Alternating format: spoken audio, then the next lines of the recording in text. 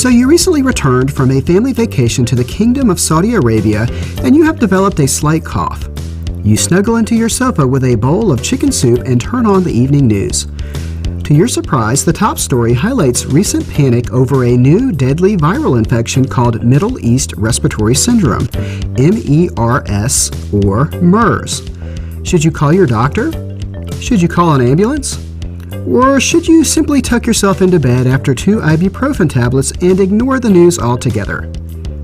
Like any self-proclaimed medical genius, you search the internet for appropriate YouTube videos on the topic of MERS to alleviate your concerns.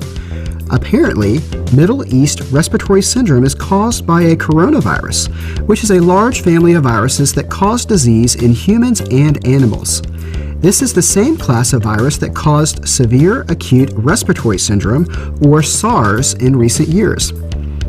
MERS was first detected in April 2012. Infection with MERS causes death in about half of cases. Okay, that is frightening. You read on. The symptoms of MERS include cough, fever, and shortness of breath. Severe cases may progress to pneumonia and may include diarrhea, kidney failure, and death. There's that word death again. Now you feel a little nauseous. As the name implies, the origin of the virus seems to be the Middle East, including your recent vacation spot, Saudi Arabia.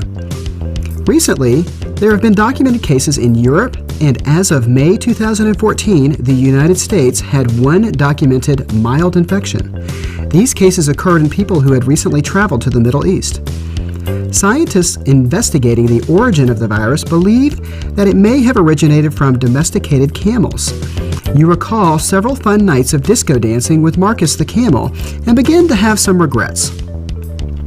On a more serious note, MERS coronavirus can be deadly, but let's keep things in perspective.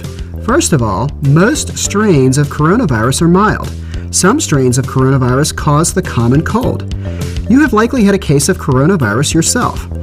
Other common viruses, such as influenza, can also be very severe at times. What makes MERS potentially dangerous is the fact that it is new to humans. It is rare for viruses to pass from animals to humans, and the human immune system may not be prepared for such a novel virus. There is no specific treatment for MERS, but fortunately, most cases passed from person to person are mild. So far, spread of the virus has been very slow. So unless you are a doctor or a nurse that recently cared for patients in the Middle East with known cases of MERS, your cough and fever are probably caused by another virus. But don't take my word for it. Talk to your doctor if you or Marcus develop any unusual symptoms. Remember, to all you sofa doctors out there, diagnosing or treating anyone based on internet videos is generally a bad idea.